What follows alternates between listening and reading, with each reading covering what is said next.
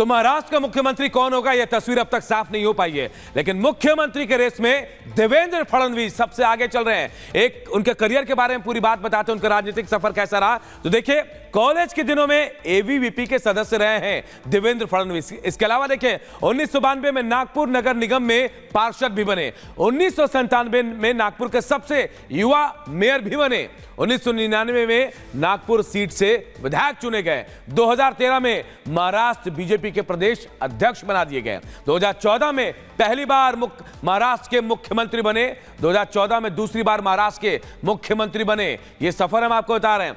महाराष्ट्र में महायुति गठबंधन के हीरो हैं और इसीलिए हम कह रहे हैं कि तीसरी बार भी सीएम पद के सबसे बड़े प्रबल दावेदार देवेंद्र फडणवीस है और रेस में सबसे आगे देवेंद्र फडणवीस का नाम चल रहा है।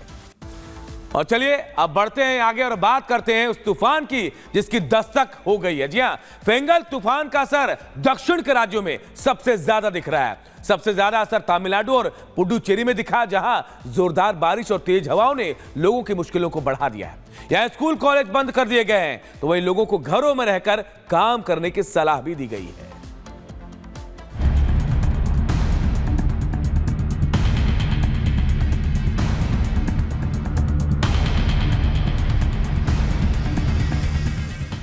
देश के दक्षिण इलाके में भयंकर चक्रवाती तूफान फेंगल का लैंडफॉल शुरू हो चुका है और इसका सबसे ज्यादा असर तमिलनाडु और पुडुचेरी में देखने को मिल रहा है। दोनों ही जगह मौसम ने करवट ले ली है। भारी बरसात के साथ तेज हवाएं चल रही है। मौसम विभाग ने बताया कि फेंगल तूफान का लैंडफॉल शुरू हो गया है। हवा की रफ्तार 70 से 90 किलोमीटर प्रति घंटा है। इस तूफान का सबसे ज्यादा असर दक्षिण के राज्यों में पड़ा है। फेंगल का कहर। मौसम विभाग ने तमिलनाडु के 7 जिलों में आज सुबह भारी बारिश की चेतावनी जारी की है। ये 7 जिले हैं चेन्नई। और बात अब संभल की करते हैं, जहां जो लगातार सुर्खियों में बना हुआ है। यूपी के संभल में एक मौलाना का महापाप सामने आया है। मौलाना और उसके नाबालिग भाई पर एक 13 साल की नाबालिग से मस्जिद में दुष्कर्म की कोशिश का आरोप लगा है। पूरी खबर इस रिपोर्ट से बताते हैं।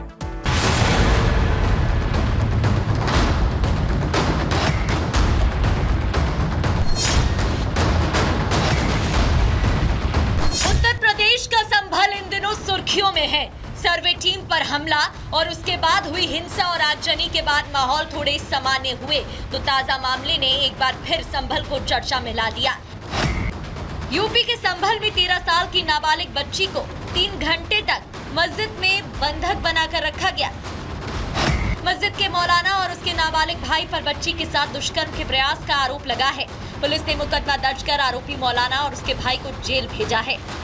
एक महिला ने कल आके तहरीर दी कि उनकी बच्ची जो कि 13 वर्षीय है उसको ढलान वाली मस्जिद में बंद करके 3 घंटे रखा गया।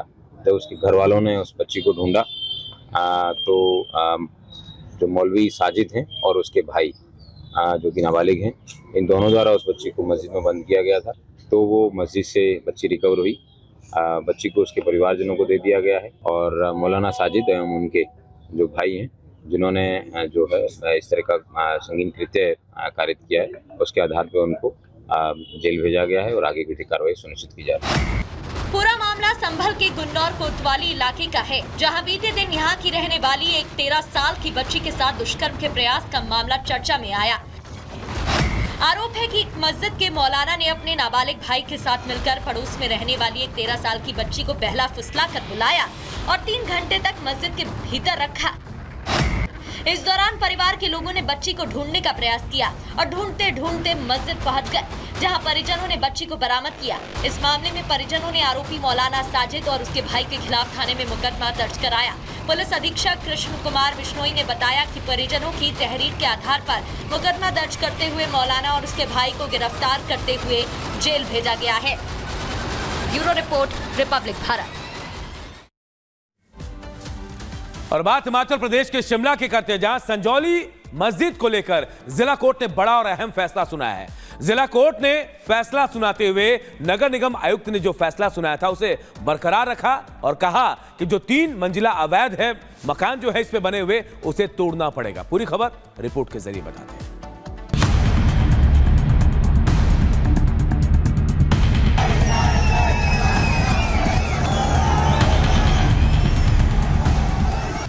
के शिमला संजौली मामले में आज मुस्लिम संगठनों को बड़ा झटका लगा है। ऑल मुस्लिम वेलफेयर एसोसिएशन की याचिका को जिला सत्र अदालत ने खारिज कर दिया है। मुस्लिम पक्ष ने निगम कमिश्नर के मस्जिद ढहाने के आदेश को कोर्ट में चुनौती दी थी। मामले में जिला अदालत ने निगम कमिश्नर के फैसले को सही करार दिया है। आपको बता दें कि शिमला के संजौली में अवैध मस्जिद को लेकर जिला सत्र न्यायाधीश प्रवीण गर्ग ने सुनवाई करते हुए नगर निगम के कमिश्नर के फैसले को बरकरार रखा है। यानी अब 20 दिसंबर तक मस्जिद की 3 मंजिलें हटानी होंगी और ये काम मस्जिद कमेटी अपने खर्चे पर करेगी। आपको बता दें कि मस्जिद की छत और एक फ्लोर की दीवारें गिराई जा चुकी हैं। ऑर्डर हमारी जो एप्लीकेशन थी और अपील थी जो हमने डाली थी उसको माननीय अदालत ने डिसमिस कर दिया है। वो तो नेचुरली वो वही रहेगा, बरकरार रहेगा एमसी का फैसला। निगम कमिश्नर ने 5 अक्टूबर को इस मामले में सुनवाई करते हुए अवैध रूप से बनी 3 मंजिलों को तोड़ने के आदेश जारी किए थे, जिसके बाद ऑल हिमाचल मुस्लिम वेलफेयर सोसाइटी ने इस फैसले को जिला कोर्ट में चुनौती दी थी। दलील ये दी गई थी कि जिसने मस्जिद गिराने की सहमति दी थी उसके पास इस आदेश की अथॉरिटी ही नहीं थी। इस पर अदालत ने वक्फ बोर्ड से मोहम्मद लतीफ को लेकर जवाब मांगा, जिस पर बोर्ड ने 2006 का एक दस्तावेज दिया। इस दस्तावेज में मोहम्मद लतीफ को संजौली मस्जिद कमेटी का अध्यक्ष बनाने का आदेश लिखा हुआ था। इस दस्तावेज के बाद कोर्ट ने फैसला सुरक्षित रख लिया था और आज कोर्ट ने इस मामले में मुस्लिम पक्ष की याचिका को खारिज कर दिया है। कोर्ट की तरफ से जो अपील की थी उन्होंने रिजेक्ट कर दी। यही कहा कि जो पहले और जो एमसी कोर्ट ने ऑर्डर किए वही ऑर्डर मानने हैं। तो वही कोर्ट के फैसले को लेकर स्थानीय लोगों की ओर से अधिवक्ता जगतपाल ने खुशी जाहिर की। ये आज का जो फैसला एडीजे 1 श्री प्रवीण गर्ग जी के कोर्ट से आया है वो बहुत ही काबिले तारीफ फैसला है। हम तो पहले दिन से कह रहे थे कि इनकी अपील जो है उनका कोई लोकस नहीं है इस अपील को करने का, और ना ही ये कोई पार्टी है ना ही कोई अफेक्टेड पार्टी है। और जो 5 अक्टूबर 2024 का जो ऑर्डर है कमिश्नर साहब का वो एजिटीज है, और जो 3 फ्लोर तोड़ने का जो ऑर्डर था वो एजिटीज कोर्ट ने रखा है।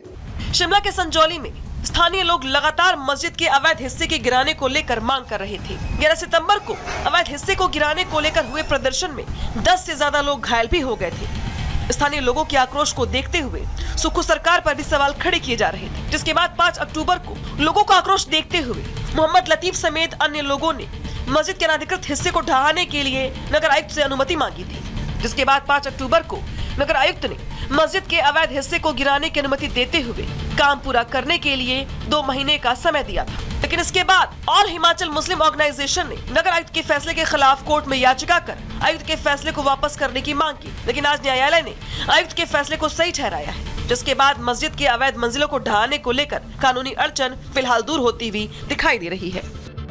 Bureau report, Republic Bharat.